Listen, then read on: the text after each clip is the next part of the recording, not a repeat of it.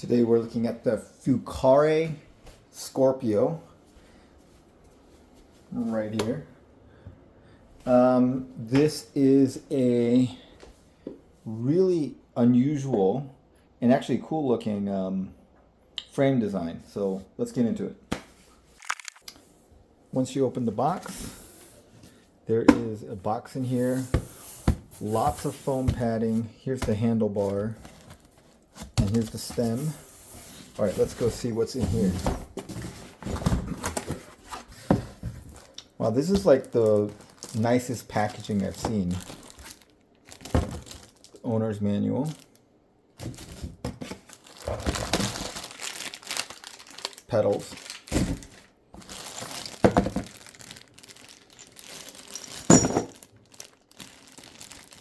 Looks like it comes with a bike lock with some keys.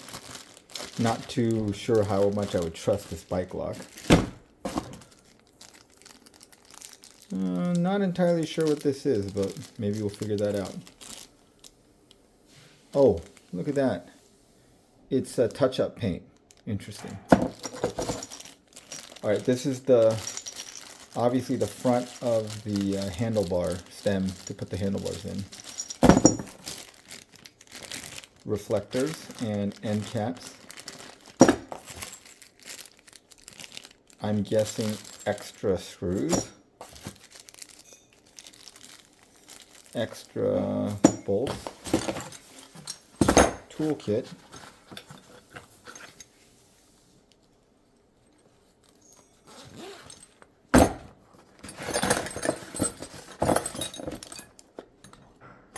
wow, they gave you like, I think this is to pop off the zip ties. Wrench. Allen wrenches. Okay. Okay, so it comes with everything you need. And then finally, I'm guessing this is the charger. Yep. So that's the charger.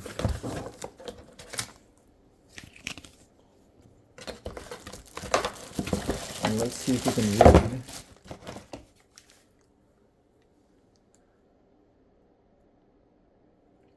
So it's a 3.5 amp charger. That should be pretty good. No, 3.0 amp charger. My bad.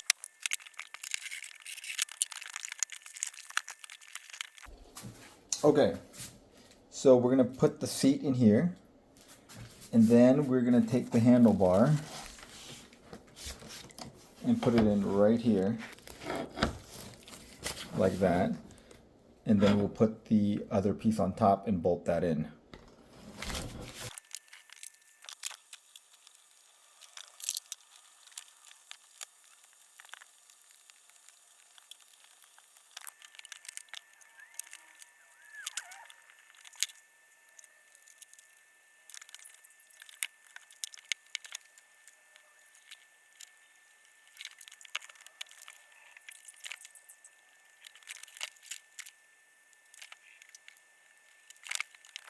So they include fenders here, but I think I'm not going to install the fenders right now because I think the bike looks better without the fenders.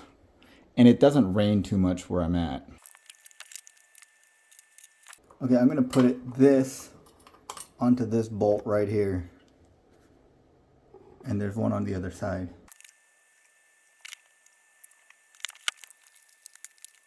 Okay, now we're going to attach this headlight right here.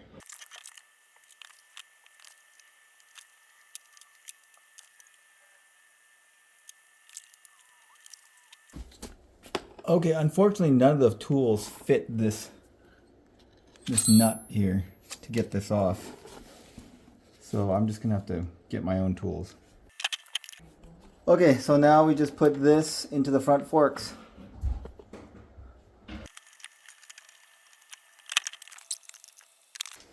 Okay, the last part is putting on the pedals. And you have to make sure that you put the right side on the right side and the left side on the left side, because there is a side to these pedals. And if you look right here, it says right and then left.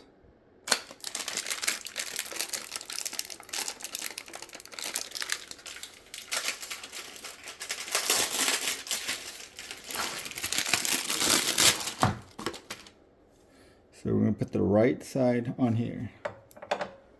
And the reason that this is like this is so that as you pedal, it tightens the pedals rather than loosening it.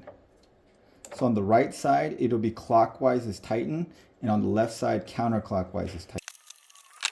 So right here, as you can see, now counterclockwise is tighten. Here it is all put together, and I really like the look of this frame. It looks like trusses, and it makes it look very strong, and it is really strong. The frame is probably overbuilt, which is not a problem on an e-bike, because having an overbuilt frame makes it a little bit heavier, but the bike's going to be heavy anyway. But the frame is extremely rigid, extremely strong, and it looks great. And you can see the Fucare logo there. I think they should go with Fucare. Fucare just seems better. I think Fucare, that makes it seem like they care about their customer. They're going to give them complete care, but it's not how it's spelled. And I think Fucare just sounds better. I don't know. Let me know what you guys think in the comments. But anyway, they're going with Fucare as their company name. I think they should go with Fucare, but they're going with Fucare. So let's go around to the front, and you can see this headlight, which is a little different than the typical headlight that I've seen on these e-bikes. And this is slightly brighter and slightly better. And I really like these tires that come with it. They're a different tire pattern. It's more of a road pattern than the knobby off-road pattern. You know, people aren't really going to take these things off super off-road, but it's much smoother, and I think the wear's going to be better. What's a little weird is that the side is higher than the middle, and you would think that the tread should be higher in the middle because you're going to want more tread wear in the middle than in the sides, but that's what they're going with. Here's the front shocks. Front shocks have a preload and a lockout. The preload didn't seem to do too much for me. I adjusted it one way or the other. The front shocks are pretty compliant. At 100, I weigh about 160 pounds, and you can get like 3-4 inches of travel in the front shocks. So good shocks, but the preload did not seem to make much of a difference. And if you're much heavier than me, you may bottom it out. Here's the little end caps that came in the package that you put on at the end. The rotors for the disc brakes. The disc brakes are this brand I've never heard of before, called Deviland or something. It's got an adjuster, but they're very nice brakes. They work very, very well. They're hydraulic brakes, which are vastly superior to cable brakes. Here is the welds are really good. The bike is the build quality is solid. I really like the build quality on this bike. And you can attach front brakes there. This is the standard 7-speed Shimano shifter, but the actual derailleur is a little bit better than on most of these brands. It is a Shimano Tourney TZ, so it is a little bit of a higher end than the no-name Shimano shifters. Now, here's one thing I don't like. That is the rear blinker for the stop lights, the rear lights. And they put it on that side because if you put it on this side, that's where the brake rotor is. But you can see that it would be better on this side of the bike, because let's say you're on a bike, you're on the right side of the road, and the cars are going to be over here. They're not going to see that brake light. They're not going to see the rear light as well. Maybe from far away they're going to see it, but as they get closer, they're not going to be able to see it because the wheel's going to block that. Okay, here's the rear rack. It's very good. And then here is the rear suspension. This I think is a little funny because they put 2 rear suspensions on here, and these rear suspension modules are made to be a single unit. So when you put 2 of them on, they're extremely stiff. I tried as hard as I could to make them move, and they will not move. So essentially, this thing is a hardtail.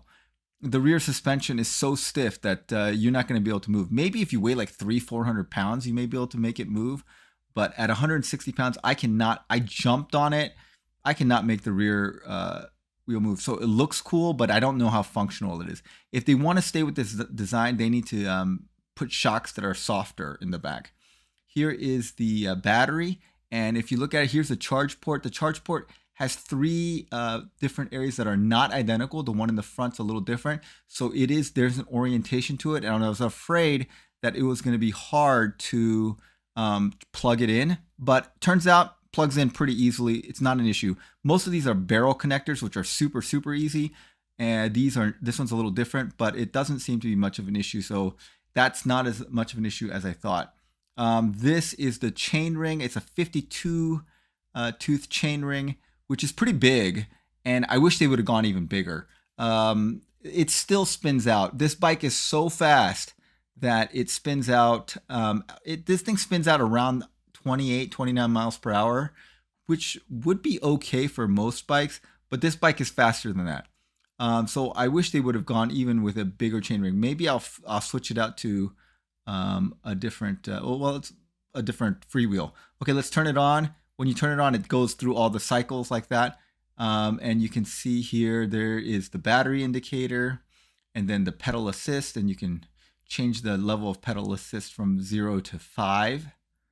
And then you can press that info button and it cycles through like odometer, trip odometer, how many amps you're pulling, your max speed, average speed, and then current voltage of the battery. And that's actually, we're going to cycle back to that screen, but that's the screen I like the best.